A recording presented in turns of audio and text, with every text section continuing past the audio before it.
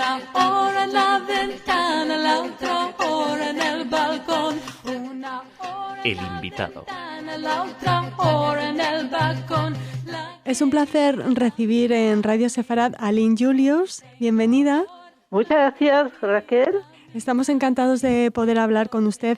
Lynn es la cofundadora de una asociación que se llama Arif, que representa a judíos del norte de África y Oriente Medio, y también es autora del libro Desarraigo, es periodista, bloguera y la persona con la que queremos hablar de refugiados judíos. No sé si hay mucha gente, Lynn, que conoce esta figura, la figura del refugiado judío, porque se habla en los medios de comunicación de casi todos los refugiados, pero de casi ningún refugiado judío, ¿no? Sí, es verdad que cuando oímos hablar del Medio Oriente especialmente, nunca oímos hablar de los refugiados judíos, y a mi organización se enfoca especialmente en los judíos, en un grupo que es desconocido, que es el grupo de los refugiados de países árabes. ¿De qué países fueron expulsados y por qué razones? Bueno, fueron más de 800,000 refugiados viviendo durante miles de años en unos casos en países como Marruecos, Túnez, Argelia, Egipto, Irak, Siria, Líbano. Puede ser 10 países diferentes, y las razones son... Hay muchas razones, pero al final era porque eran judíos. Porque se habla mucho de que este odio a sus conciudadanos, porque con los que habían convivido, como usted apunta, desde millones de años, comienza un poco por razones políticas con el establecimiento del Estado de Israel, pero no sé si eso es de nuevo una excusa, ¿no? El anti-israelismo, el antisemitismo disfrazado de anti-israelismo también en este caso. Sí,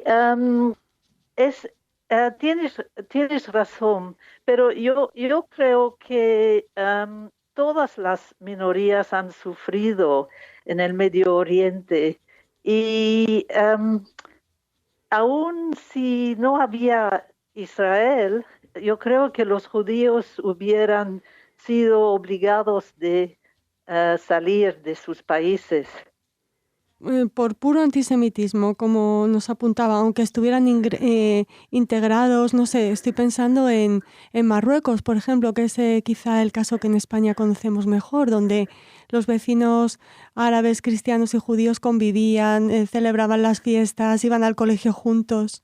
Bueno, eso no es completamente lo que pasó.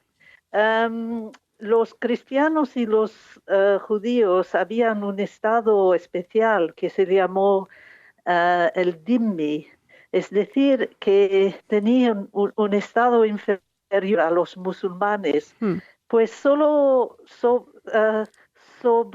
cuando vino la edad colonial, los judíos lograron derechos iguales con los musulmanes. Y eso es una razón por la cual había tensión entre los grupos, las comunidades. Pero al final, cuando se estableció Israel, había unas leyes discriminatorias que fueron introducidas en muchos países árabes. También había violencia, incluso en países como Marruecos, que no habían declarado guerra contra Israel. Aún en Marruecos había mucha inseguridad, digamos, sí, en la comunidad judía. Lynn, de esta cifra que nos ha comentado hace unos instantes, la de más de 800.000 refugiados, ¿son Sí. personas, algunas de ellas, que eligieron hacer aliyá o son personas que no tuvieron más remedio, que fueron forzados a abandonar sus países? Bueno, podemos decir que 10% de estos judíos querían hacer aliyá, Ujú, pues eran sionistas ideológicos, sí. pero el resto estaba forzado de abandonar sus hogares. ¿Y por qué digo yo esto? Es porque casi no hay nadie dejado en estos países ahora. Ujú, Solo 4.000 judíos viven todavía en estos países. Es decir, que había una limpieza étnica total. ujú. Es un término, claro, que no todo, que supongo que esos gobiernos árabes no van a reconocer, no van a reconocer nunca. ¿Por qué se ha tardado tanto en, en dar a conocer, en que las propias comunidades judías también reconozcan el drama de estos refugiados? Bueno, eso es el problema, es que aún los judíos de la diáspora, la mayoría son Ashkenazi, eh, ellos no saben la historia de los judíos de los países árabes. Pues estamos educándolos, pero además es muy importante que los países árabes reconozcan lo que pasó y su responsabilidad por, por echar los judíos fuera de sus países. Y es muy importante también para la paz en el Medio Oriente, porque no se puede hacer la paz con los árabes sin que reconozcan la verdad. Y lo que pasa es que la gente solo conoce un lado de la historia, conoce la historia de los palestinos, Ujú, pero no sabe nada sobre el otro grupo que estaba mayor de los palestinos y que tienen derechos a compensación, por ejemplo, y tienen derecho de estar parte de la historia. ujú. Sí, porque no creo que pidan el derecho al retorno, ¿no? Ni tengan una agencia propia. Pero, Lynn, aparte de los esfuerzos como el que realizan ustedes desde Jarif, ¿hay alguna decisión política, hay una iniciativa política que busque reivindicar y, bueno, que se concedan estos derechos de los que nos habla a los refugiados judíos de los países árabes? Sí, hay una ley que el Knesset, el Parlamento Ujú, israelí, pasó en 2010, y esa ley dice que no puede haber un acuerdo de paz sin compensación para los refugiados judíos. ujú. Y también hay una proposición de compensación um, que fue iniciada por el presidente Clinton Ujú, en el año 10.000, y esta proposición es para un fondo internacional para todos los refugiados palestinos y judíos. ujú, Y eso incluye los refugiados como mis padres que, no, que no fueron a Israel, que fueron a Inglaterra. Y hay 200.000 refugiados judíos que no fueron a Israel. Ujú. y ellos también tienen derechos. Claro. Bueno, tendría que haber empezado la entrevista preguntándole el porqué de su interés por los refugiados judíos, un interés que, claro, que todos legítimamente tenemos, pero sí, además tiene que ver con su propia historia personal, me imagino que la implicación es mayor, Lim.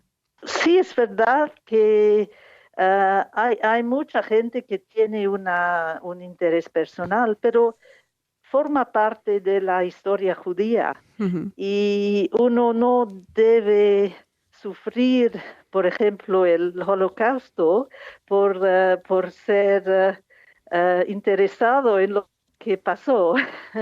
Pues yo creo que todos las comunidades tienen em, que tener conciencia de esta historia y tienen que defender los intereses de los judíos de los países árabes. Muy bien, ¿cómo hace Jarif? ¿Cuáles son las actividades que realizan? ¿Qué nos puede contar que vaya a suceder este 2020 en su asociación?